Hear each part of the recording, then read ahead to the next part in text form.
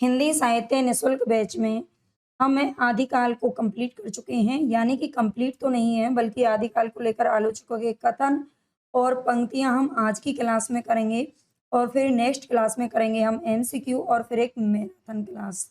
ठीक है, ये हमारे पूरे हफ्ते का शेड्यूल है जिसमें कि आदिकाल का कोई भी प्रश्न आपका बाहर कभी नहीं जाना चाहिए, ऐसा मुझे उम्मीद है। भाई मुझे लगता है, बाकी तो हम कुछ कह नहीं सकते हैं क्योंकि साहित्य का कोई ओढ़-छोड़ तो है नहीं, है ना? लेकिन फिर भी जो कोचिंग सेंटर आपको पढ़ाते हैं, कुछ बच्चे पूछते हैं कि मैम ये क्या पर्याप्त रहेगा? बिल्कुल पर्याप्त रहेगा। आप अगर किसी भी एग्ज़ाम की तैयारी कर रहे हो और हिंदी साहित्य आपको पढ़ना है ना, तो इससे बेहतर आपको कोई नहीं पढ़ा सकता है। ठीक है? चाहे आप 4-5 हज़ार का कोर्स ले लो, वो भी इससे बेहतर नहीं पढ़ाएँगे आपको। है ना? ये मैं गारंटी के साथ कह सकती हूँ और मेरे पास जिस दिन मैंने पहली क्लास ली थी, उसी दिन मेरे पास एक बच्चे का फ़ोन भी आया था कि मैम मैंने यूजीसी नेट अड्डा 24/7 का कुछ कोर्स लिया है हिंदी का, लेकिन उसमें कुछ समझ में नहीं आता जितना आपका कंटेंट अच्छा है ना? तो आप ये खुद देख सकते हो, बस आप पढ़ते रहिए बिल्कुल निष्फ़िक्र होकर के। आदिकाल को लेकर सबसे पहले देखेंगे हम कुछ आलोचकों के कथन और फिर इसकी पढ़ेंगे पंक्तियाँ, ठीक है? एक ही क्लास में कंप्लीट करवा दूँगी। सबसे पहले यहाँ पर रामचंद्र शुक्ल जी का नाम आता है। अगर आप नए हो ना, तो बस चैनल को आपको सब्सक्राइब करना है। ज़्यादा से ज़्यादा कमेंट, ज़्यादा से ज़्यादा सब्सक्राइब और शेयर खूब दबा के कीजिए, हाइप कर दिया करो सारे बच्चे, ठीक है? बस इतना ही सपोर्ट करते रहिए, कहीं आपको एक पैसा लगाने की ज़रूरत नहीं पड़ेगी। रामचंद्र शुक्ल जी कहते हैं कि आदि काल को वीर गाथा काल कहा जाता है। इन्होंने वीर गाथा काल का नाम दिया है, याद रख लेना और वो सब इसका कारण हम बता चुके हैं। दूसरा कारण क्या कहते हैं, दूसरा जो कथन मिलता है शुक्ल जी का, चलो मैं इनको नीचे करती हूँ। प्राकृत की अंतिम अपभ्रंश अवस्था से ही हिंदी साहित्य का आविर्भाव माना जा सकता है। आविर्भाव का अर्थ होता है उदय, अगर कोई नहीं जानता है तो। उस समय जैसे गाथा कहने से प्राकृत का बोध होता था, वैसे ही दोहा या दूहा कहने से अपभ्रंश का बोध होता है। ये पंक्तियाँ बहुत बार ये क्वेश्चन पूछा गया है। आगे कहते हैं शुक्ल जी की वीर गाथा काव्य में आश्रयदाता की प्रशंसा और पराक्रम का वर्णन प्रमुख है। वीर गाथा काव्य में सबसे ज्यादा देखो, रीति काल की भी यही विशेषता थी सबसे बड़ी, लेकिन वीर गाथा काव्य में जो रासो काव्य लिखे गए थे उसमें आपने देखा था कि अपने जो आश्रयदाता होते थे उनकी प्रशंसा और पराक्रम का वर्णन यहाँ पर किया जाता था, याद रखना है। लेकिन यहाँ पर ये वीर रस की प्रमुखता थी, इसलिए इसको वीर गाथा काव्य कहा गया। लेकिन जो रीति काल है उसमें श्रृंगार रस की प्रधानता अधिक थी। आगे यहाँ पर वीर गाथा कालीन काव्य में ऐतिहासिक घटनाओं का वर्णन प्राय अतिशयोक्तिपूर्ण है ना? बिल्कुल अतिशयोक्तिपूर्ण का मतलब क्या होता है? बढ़ा-चढ़ाकर करना किसी बात को। अगर हम बढ़ा-चढ़ाकर होता है ना बहुत सारे मतलब सब लोग अपनी-अपनी तारीफ़ करते हैं, मतलब जो दुकानदार होते हैं अपनी चीज़ों की तारीफ़ अतिशयोक्तिपूर्ण वर्णन करते हैं, है ना? उसी तरह से। तो बढ़ा-चढ़ाकर वर्णन किया करते थे। वीर गाथा काव्य में काव्यगत सौंदर्य की अपेक्षा वीरता का चित्रण अधिक मिलता है। वीर गाथा काव्य में काव्यगत सौंदर्य की अपेक्षा वीरता का चित्रण अधिक मिलता है। आगे है वीरगाथा काल का अधिकांश साहित्य राजाओं के यशगान के रूप में रचा गया है। ठीक है, वीरगाथा काल का अधिकांश साहित्य राजाओं के यशगान के रूप में रचा गया है। आगे इस काल के कवि मुख्यतः चारण और भाट थे। ये सारे कथन शुक्ल जी की किताब में मिलते हैं। अगर आपने अभी तक शुक्ल जी की किताब नहीं पढ़ी है ना, तो समझ लीजिए आप बहुत बड़ी गलती कर रहे हो। उसको एक बार जरूर पढ़ लेना, ये सबके लिए सुझाव है मेरा। हिंदी साहित्य का आदिकाल हिंदी साहित्य का आदिकाल संवत 1050 से लेकर संवत 1375 तक, अर्थात महाराज भोज के समय से लेकर हम्मीर देव के समय के कुछ पीछे तक माना जा सकता है। ठीक है, तो ये समय कब से कब तक माना है, ये समय समय सीमा आपको याद रखना है और क्या इसके बारे में तर्क दिया है ये भी याद रखना। वीर गाथा काव्य में युद्ध और पराक्रम का वर्णन प्रधान है। आज थोड़ा सा भी गला हल्का सा खराब हो रहा है तो परेशान मत होना। ठीक है, वीर गाथा काव्य में युद्ध और पराक्रम का वर्णन प्रधान है। आगे कहते हैं वीर गाथा साहित्य का मुख्य उद्देश्य आश्रयदाता की कीर्ति का विस्तार करना था। वीर गाथा का साहित्य का मुख्य उद्देश्य क्या होता था? आश्रयदाता की कीर्ति का विस्तार करना। आगे बच्चन सिंह कहते हैं कि आदिकाल नाम भ्रामक है। आदिकाल नाम कैसा है? भ्रामक लगता है, मतलब ऐसा लगता है इससे बाबा आदम के जमाने का नाम हो। ठीक है, बाबा आदम के जमाने का एहसास होता है, आवाज होता है। आदिकाल नाम से ही बच्चन सिंह का कथन है। अपभ्रंश साहित्य हिंदी साहित्य का समृद्ध रिक्त है। ठीक है, यहाँ पर क्या कहते हैं, जो अपभ्रंश साहित्य है वो हिंदी साहित्य का समृद्ध रिक्त है। ये रिक्त नहीं है, रिक्त मीन्स खाली होता है, रिक्त है। ठीक है, भंडार है, समृद्ध भंडार है। आगे कहते हैं कि कीर्ति लता के अभट्ट का व्याकरणिक ढांचा अपभ्रंश का है। कीर्ति लता के अभट्ट का जो व्याकरणिक ढांचा है वो कैसा है, अपभ्रंश का है। आगे कहते हैं दोहा अपभ्रंश का खास छंद है। ये बच्चन सिंह जी कहते हैं, ये शुक्ल जी का और इनका ये वाला जो कथन है ना वो हल्का सा थोड़ा सा मतलब एक दूसरे से मिलता जुलता सा नजर आता है, इसलिए ध्यान से पढ़ लेना। दोहा अपभ्रंश का खास छंद है। जिस तरह गाहा कहने से प्राकृत का बोध होता है, उसी प्रकार दूहा कहने से अपभ्रंश का बोध होता है। ठीक है, अभी हमने देखा था ऊपर अपभ्रंश में वीर, श्रृंगार, नीति और धर्म परक दोहे मिलते हैं। अपभ्रंश में वीर, श्रृंगार, नीति और धर्म परक दोहे मिलते हैं। हिंदी में दोहों का प्रयोग उन्हीं विषयों के लिए हुआ है। सोठा भी दोहाबंद के अंतर्गत ही माना जाता रहा है। ठीक है, जो सोठा है वो भी दोहाबंद के अंतर्गत ही माना गया है। आगे यहाँ पर आता है नाम किसका, हजारी प्रसाद द्विवेदी का।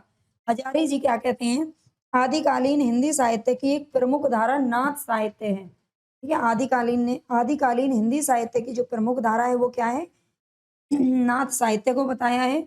सिद्ध साहित्य में इन्होंने नाथ सिद्धों की बानियां, ये एक ग्रंथ भी लिखा था नाथ सिद्धों की बानियां के नाम से। सिद्ध साहित्य में लोक जीवन की भाषा और अनुभव की प्रधानता है। सिद्ध साहित्य में क्या मिलती है, लोक जीवन की भाषा और अनुभव की प्रधानता मिलती है। नाथ साहित्य में योग साधना और अध्यात्म का विशेष महत्व, ये भी हजारी जी ने कहा है। नाथ साहित्य में योग साधना और अध्यात्म का क्या है, विशेष महत्व है। आगे कहते हैं कि सिद्ध और नाथ साहित्य में लोक जीवन और साधना की झलक मिलती है। ठीक है, ये भी क्वेश्चन कहाँ है, नाथपंथी साहित्य ने हिंदी की जन भाषा को प्रतिष्ठित किया है। नाथपंथी साहित्य ने हिंदी की जनभाषा को क्या किया है, प्रतिष्ठित किया है। ये भी हजारी प्रसाद द्विवेदी जी का कथन है। आगे देखते हैं, नाथ पंथ हिंदी साहित्य का एक महत्वपूर्ण आध्यात्मिक परंपरा है। कि नाथ पंथ हिंदी साहित्य की एक महत्वपूर्ण आध्यात्मिक परंपरा है, ये ध्यान रखना। आगे कहते हैं कि आदिकालीन साहित्य में साधना और वीरता दोनों ही प्रवृत्तियां पाई जाती हैं। क्या साधना और वीरता दोनों ही विशेषताएं हैं जो आदिकालीन साहित्य में मिलती हैं, ये भी शुक्ल जी का इंपॉर्टेंट कथन है। आगे आदिकालीन काव्य में इतिहास और कल्पना का मिश्रण मिलता है। ठीक है, आदिकालीन काव्य में क्या मिलता है, इतिहास और कल्पना का मिश्रण मिलता है। ये किसने कहा है, तो ये भी शुक्ल जी के द्वारा, सॉरी ये हजारी प्रसाद द्विवेदी के द्वारा कहा गया है।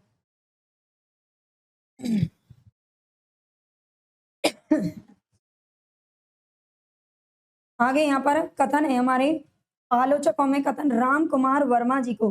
राम कुमार वर्मा जी आदिकाल के लिए क्या कहते हैं कि वीर गाथा काव्य में वीरता के साथ श्रृंगार का भी समावेश है।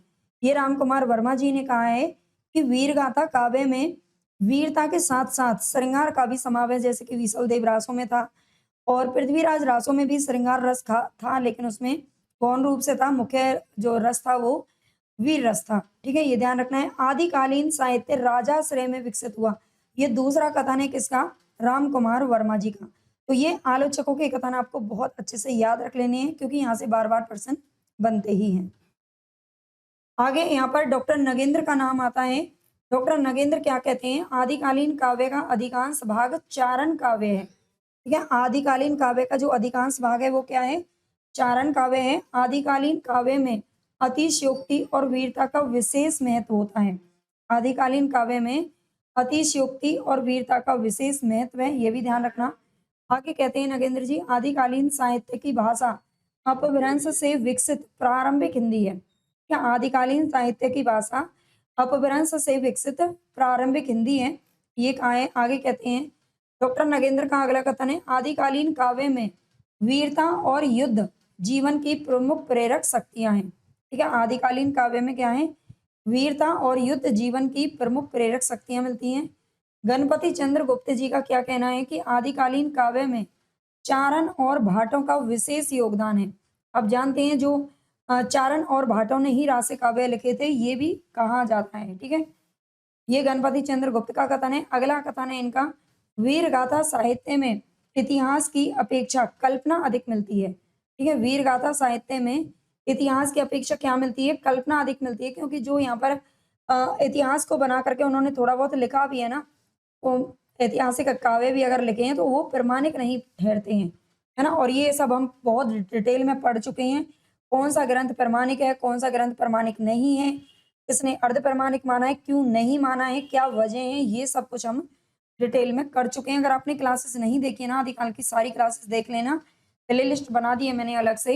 हिंदी साहित्य लेखन से लेकर हम पूरा हिंदी साहित्य टोटल गद्य साहित्य वगैरह सब कुछ क्लियर करेंगे। आदिकालीन साहित्य में वीरता के आदर्शों का महिमा मंडन किया गया है। ठीक है, आदिकालीन साहित्य में वीरता के आदर्शों का महिमा मंडन किया गया है। आगे कहते हैं वीर गाथा साहित्य मुख्यतः चारणों की परंपरा में विकसित हुआ है। देखो मिलते जुलते से कथन इन्होंने कहे हैं, लेकिन कौन सा पूछ लिया जाए कह नहीं सकते हैं। आदिकालीन काव्य में इतिहास की अपेक्षा कल्पना और अतिशयोक्ति का अधिक प्रयोग है। ठीक है, कल्पना और अतिशयोक्ति का ये शायद दोबारा लिख दिया है मैंने, ऐसा किसी और ने भी कहा है ना? ये अच्छा, प्रमुख प्रेरक शक्ति बताइए। आगे देखते हैं रामविलास शर्मा का। रामविलास शर्मा जी क्या कहते हैं कि आदिकालीन साहित्य सामंती समाज की उपज है। किसकी है? सामंती समाज की उपज। किसने बताया है? तो रामविलास शर्मा जी ने कहा है। आगे कहते हैं कि वीरगाथा काव्य में सामंती संस्कृति और युद्ध प्रधान जीवन का चित्रण मिलता है। ठीक है, वीरगाथा काव्य में सामंती संस्कृति और युद्ध प्रधान जीवन का चित्रण मिलता है। नेक्स्ट इनका कथन है कि वीरगाथा काव्य में सामंती जीवन मूल्यों का महिमा मंडन किया गया है। ठीक है, तो सामंती जीवन की उपज रामविलास शर्मा जी ने बताया, इंपॉर्टेंट याद रखना। अगले कथन यहाँ पर आते हैं, वो है नामवर सिंह के। नामवर सिंह क्या कहते हैं? आदिकाल को केवल वीर गाथा तक सीमित करके नहीं देखा जाना चाहिए। आदिकाल को केवल और केवल वीर गाथा तक सीमित करके नहीं देखा जाना चाहिए। नामवर सिंह का कथन है, आदिकालीन साहित्य भारतीय समाज की ऐतिहासिक परिस्थितियों से जुड़ा हुआ है। ठीक है, जो आदिकालीन साहित्य है वो भारतीय समाज की ऐतिहासिक परिस्थितियों से जुड़ा है। आगे कहते हैं कि आदिकालीन साहित्य को समझने के लिए उसकी सामाजिक और ऐतिहासिक पृष्ठभूमि को जानना आवश्यक है। आदिकालीन साहित्य को समझने के लिए क्या आवश्यक है? उसकी सामाजिक और ऐतिहासिक पृष्ठभूमि को जानना। आदिकालीन साहित्य केवल वीर गाथाओं का ही साहित्य नहीं है, बल्कि विविध साहित्यिक प्रवृत्तियों का प्रतिनिधि कहा जाता है। ठीक है, ये किसके द्वारा कहा गया? नामवर सिंह के द्वारा, है ना? नामवर सिंह का कथन याद रखना। अगला नाम यहाँ पर आता है विश्वनाथ प्रसाद मिश्र का। विश्वनाथ प्रसाद मिश्र जी क्या कहते हैं? वीर गाथा साहित्य में शौर्य और पराक्रम का महिमा मंडन हुआ है। जब देखिए प्रवृत्तियां एक जैसी हैं, सारी चीजें एक जैसी हैं, तो लोगों के कथन भी तो कहीं ना कहीं मिलते जुलते हैं। ये सब लोग भी क्या करते हैं? विद्वान एक दूसरे के साहित्य का सहारा तो लेते ही हैं, थोड़ा बहुत उसमें बदलाव करते हैं। आदिकालीन काव्य में वीरता का आदर्श प्रमुख है, ये इनके याद रखना।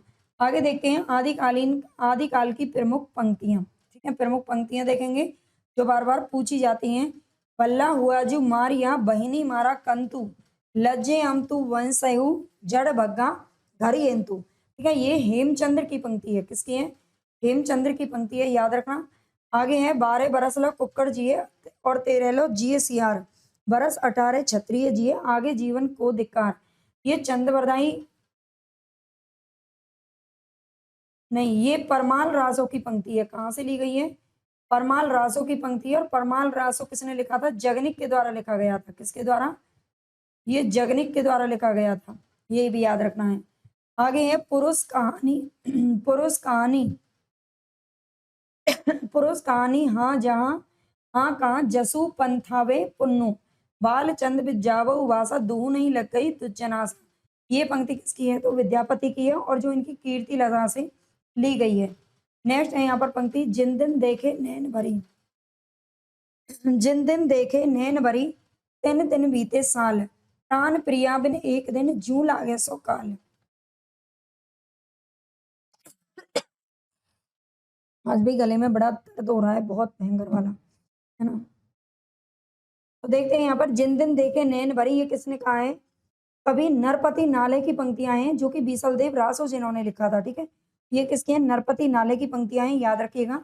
नेक्स्ट है यहाँ पर, सरस बसंत समय भला पावली दक्षिण पवन व धीरे सपनों रूप वचन एक भाषिए मुख से दूर करू चीरे। ये पंक्तियां कहाँ से ली गई हैं? तो ये विद्यापति की पदावली की पंक्तियां हैं। ठीक है, पदावली से ली गई हैं। जो जिन शासन भासियु सोमई कहियउ सारू, जो पालई सही भाऊ करी सोपसरी पावई पारो। ये किसकी हैं? देवसेन की पंक्तियां हैं, याद रखिएगा। ढोला मारू रात दुई मन, ज्यों पानी में तेल, जुदा जुदा करी देखिए मिलत न दूजो मेल। ये ढोला मारू रा दुआ ये पंक्तियां हैं जो कि कल्लोल कवि के द्वारा लिखा गया है, एक लौकिक काव्य है। आगे कीर्ति लता करी रचि विद्यापति, भूपति भानु समान, मिथिला मंडल में प्रसिद्ध जस रवि करें प्रकाश। ये विद्यापति की कीर्ति लता की पंक्तियां हैं। ठीक है, इसमें नाम भी आया है कीर्ति लता। कीर्ति लता की कृति है जो किसने? विद्यापति ने रचना की है। हों तो चंदन तरवर विरवा, तुम भुजंग बसत घर माही। क्या हों तो चंदन तरवर विरवा, तुम भुजंग बसत घर माही, जैसे लिपटे रहत भुजंग, चंदन विस्ना व्यापे ताही। ठीक है, ये विद्यापति की पंक्तियां हैं, याद रखना है आपको।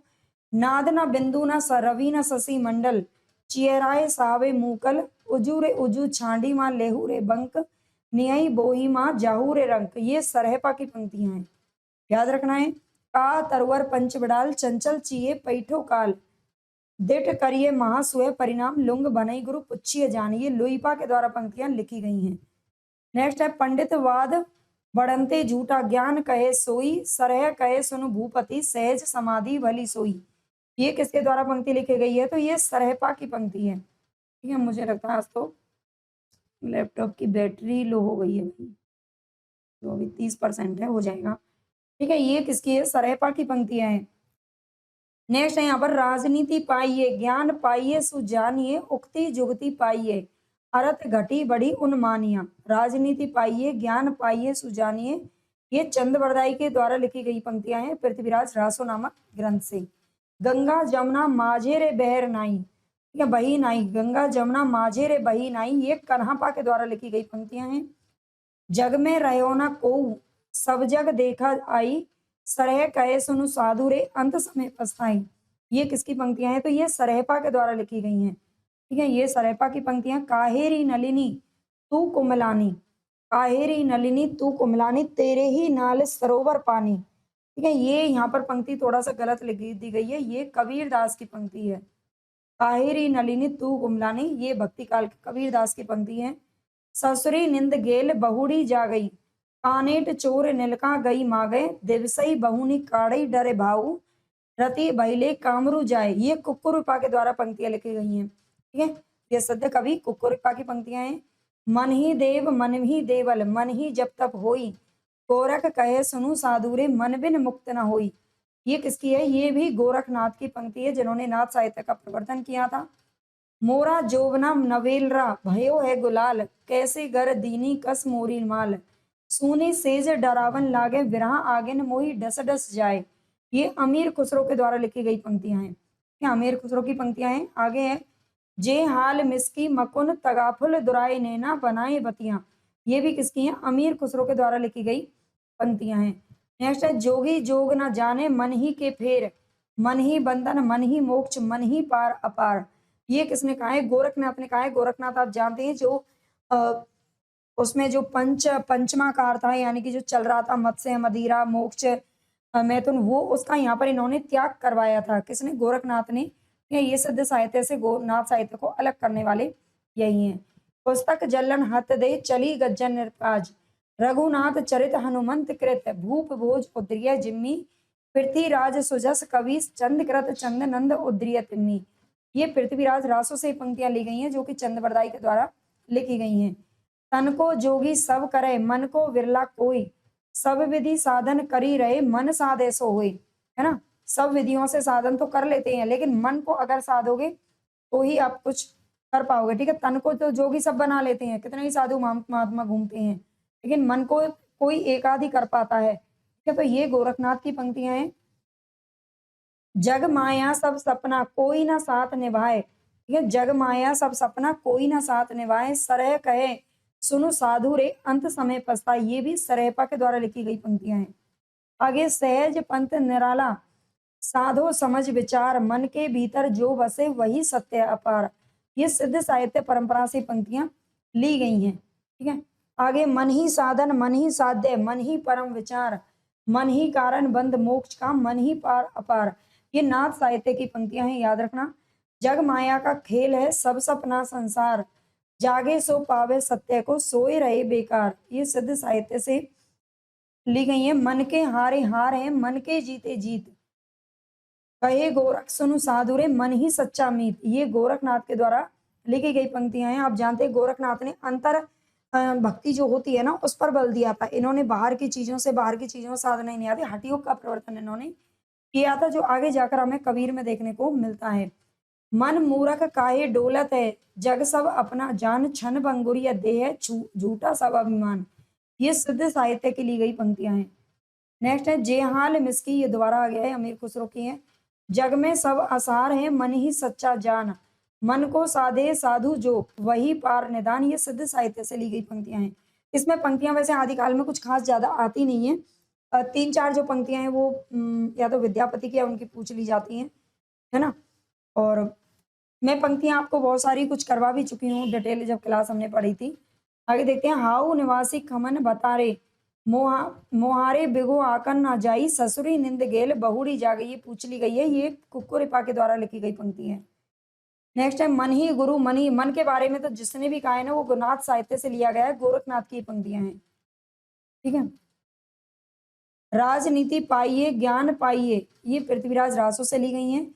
उज्जवल बरन अधीन तन एक चित्त दो ध्यान, देखत में तो साधु है निपट पाप की खान।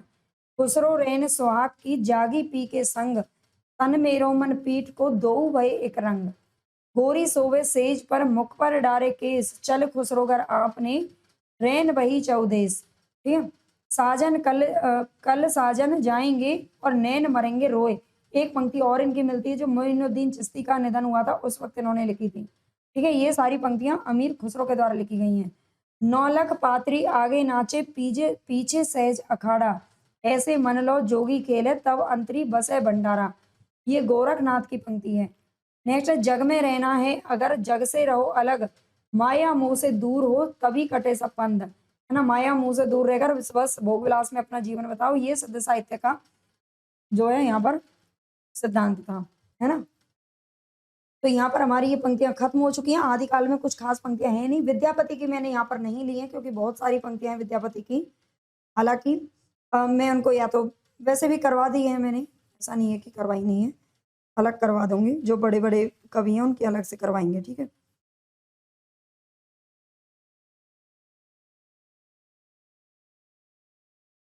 वैसे एक्चुअली मैं बताऊं इस पीडीएफ में विद्यापति की पंक्तियां आई नहीं है क्योंकि मैंने एक और पीडीएफ बनाई थी जिसमें सभी पंक्तियां थी, है ना। और ये थोड़ा सा बस यहाँ पर गड़बड़ हो गई है। चलो कोई नहीं, आप इतना कर लेना। ठीक है, अब मिलते हैं नेक्स्ट वीडियो में और उसमें मैं आपको अब एमसीक्यू कराऊंगी सैटरडे को और संडे को एक फिर मैराथन क्लास होगी। ठीक है, जो पूरा हफ्ते में हमने पढ़ाया उसकी तो जरूर पढ़ लेना, जरूर अच्छे से याद कर लेना। ठीक है, सभी परीक्षाओं के लिए बहुत इंपॉर्टेंट क्लास है। किसी को ये सोचने की जरूरत नहीं है क्या मेरा यहाँ से सिलेक्शन हो जाएगा।